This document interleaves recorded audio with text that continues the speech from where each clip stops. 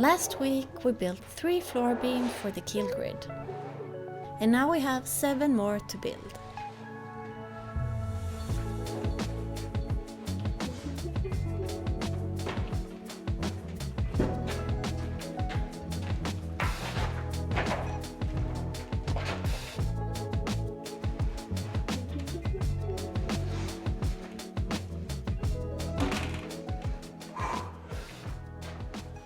Very heavy.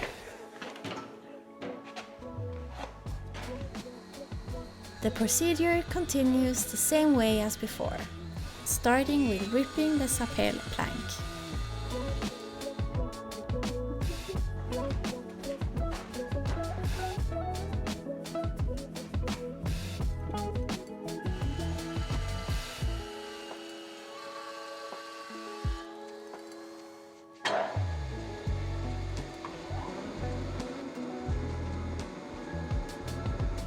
Planing the pieces,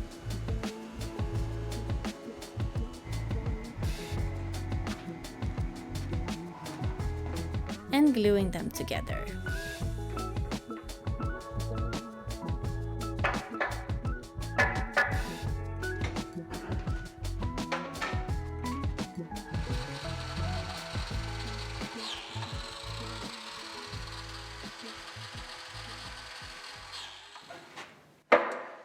So time to glue up number 3 for today, and yeah, that's how far I can go really, since I don't have any more clamps. That's always a problem. It doesn't matter how many clamps you have really, you always tend to run out of them. But it's okay, since these will be cured by tomorrow morning, so I can start cutting these, and then I can glue up another 3 beams tomorrow, and yeah, we'll see how far we can go this week, if we can finish all of them.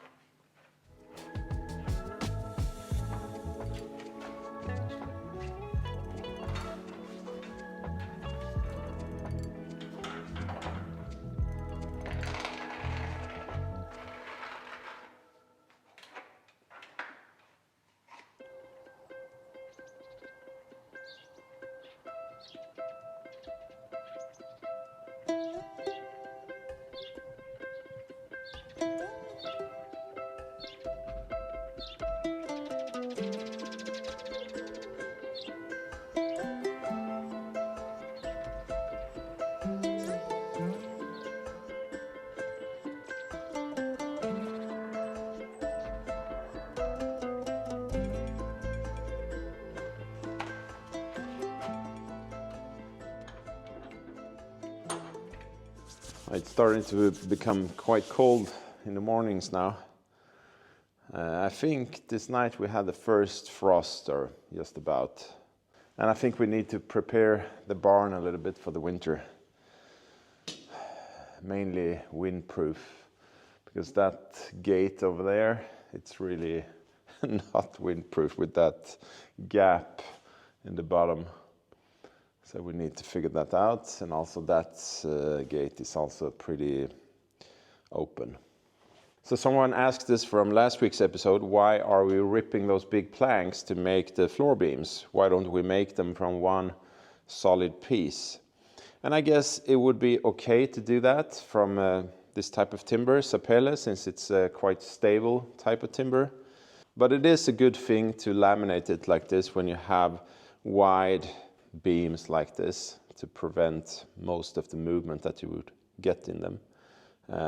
Not that I'm thinking that would be a problem in this case, because they will be encapsulated, and like I said, they're made from sapele, which is a quite stable type of timber. So the main reason why we're doing this is to keep waste down. We wouldn't have enough sapele to make them from, solid pieces. The planks weren't wide enough and not long enough. So doing it this way, having them laminated, produces less waste and makes it possible for us to make all of the beams from the sapele that we have.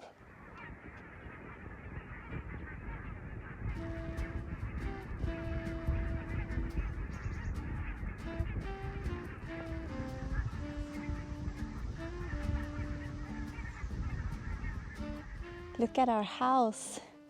They finished before the weekend, and our little house on Sunhill Farm now has a new set of clothes.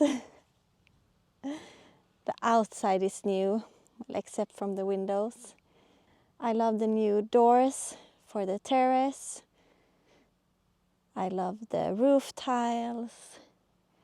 So the builders have finished everything, and we're only waiting for the final piece of metal work, the rain pipes, if you call it that should come down there and under the windows. Is it called windowsill? But the man who does that, he fell down while working from one floor to another and broke his leg quite badly. So we'll see when we can get it done. We can also see here that we bought an old whiskey barrel where we will collect rainwater. It's originally from Scotland. I think it looks so good. So I'm going to cover these square concrete slabs with the cobblestones. Yeah, the stones that are out here around us on the land and all the fields. We're also so happy how this turned out. The walls, puts, what's it called in English? I don't know all these words in English. But they used a fine blanket to swipe on top of it, so we got this life in it, and it turned out really, really good. It has to dry now for 8 weeks, so when it's done it's going to be too cold to paint it. We kind of like this look and the color it has, but they say it lasts much longer if you paint it. So I think we'll do that in the spring. And I can show you here on the gable. Looks so nice. And in the future we're planning to add another window there so we get symmetry here. And that will probably be part of the kitchen if we decide to renovate on the inside.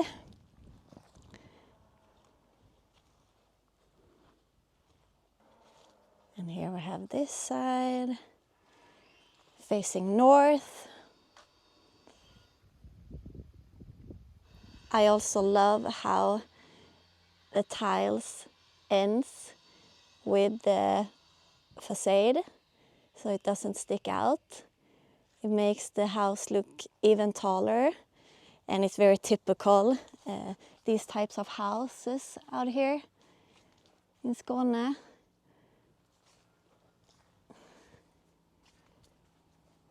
Another thing that we're gonna do in the spring, I hope at least, if we have time, is to build a wooden deck out here, around 28 square meters or something. So we can have a table here. So that would be super nice as well, to have this, a proper seating area here on the front, on the south side of the house, where we have sun the whole day. So we're super happy how everything turned out on the house, and you kind of get eager to do more because you want the house to look even nicer and also to increase the comfort on the inside. But that's a big job, so we're not going to do that now. We'll see if we do that in a few years or so. But it feels good to give this to the house so she can stand here for another 150 years.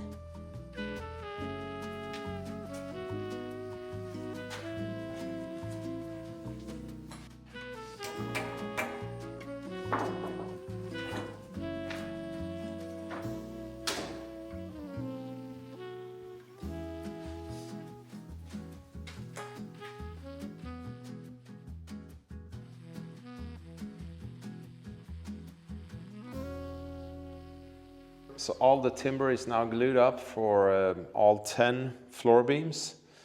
So I'm taking the scans now for all of them, front and aft, so I can start preparing the cutting files for all of them. So tomorrow Malin will help me to plane all of those floor beams before I can start cutting them with the shaper.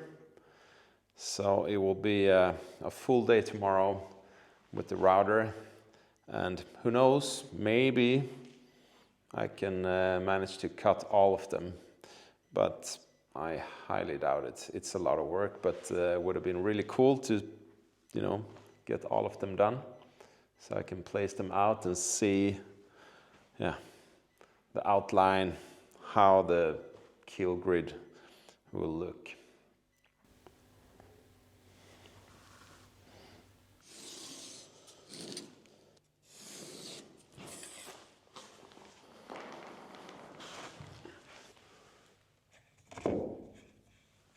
So this time I'm having the scanner a bit higher up from the hull, because that was one of the remarks that the owner of this company gave me after seeing the video of my first scans, that I had it pretty low down. And when you think about it, it makes sense since it's a laser, and if you have a really shallow angle where the laser hits the hull, that reading, the measurement reading, will be less accurate than if it's a more direct hit, since the laser bounces back to the scanner and takes like a measurement. So if that angle is really shallow, some of that light will bounce off the surface and it will have a less accurate scan. So I'm trying this now. Not that the scans were not accurate for the first 3 of them, where I had it roughly down here, but it will be interesting to see now if there's any noticeable difference. 2 more to go after this one, and then I will call it a night. It's pretty late already. It's 8 o'clock in the evening.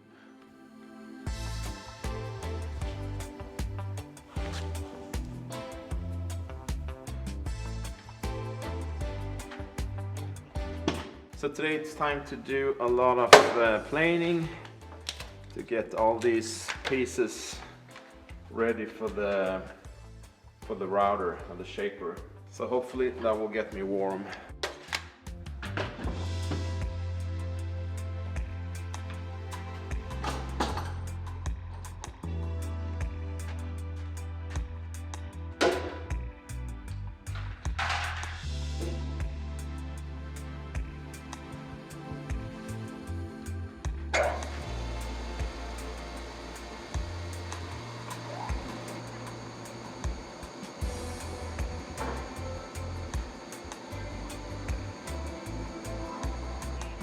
First we ran them over the jointer to remove excess glue and to get a flat and straight surface.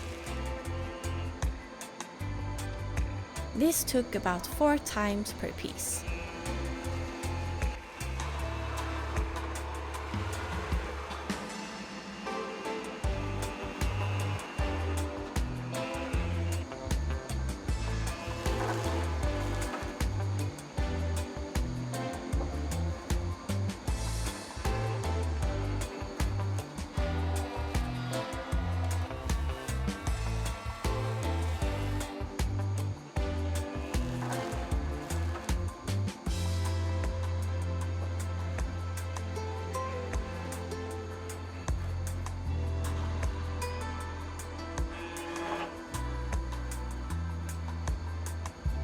When all 7 pieces were done, it was time for the planer.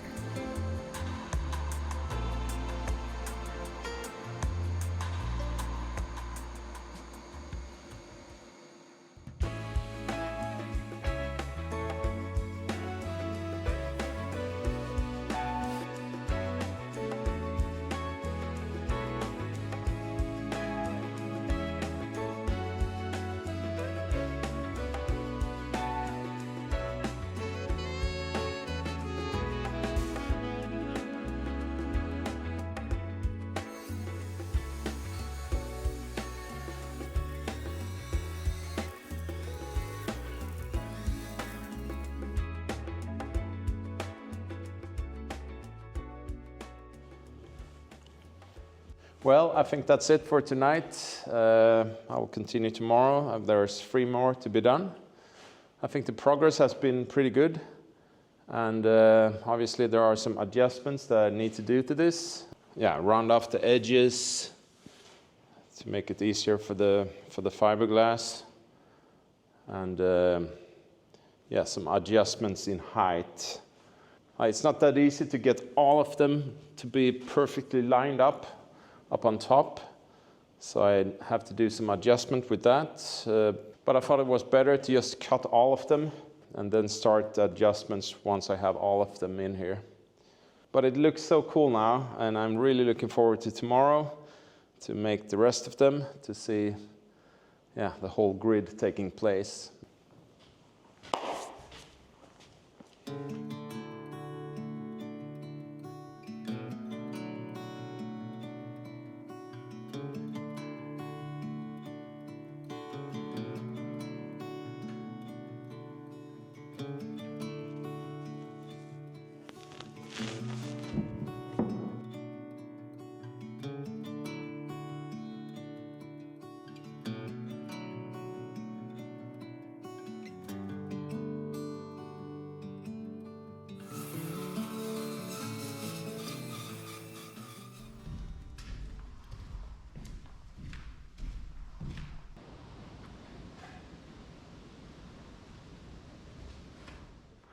Yeah, this feels so good to have all 10 floor beams now in the hull here.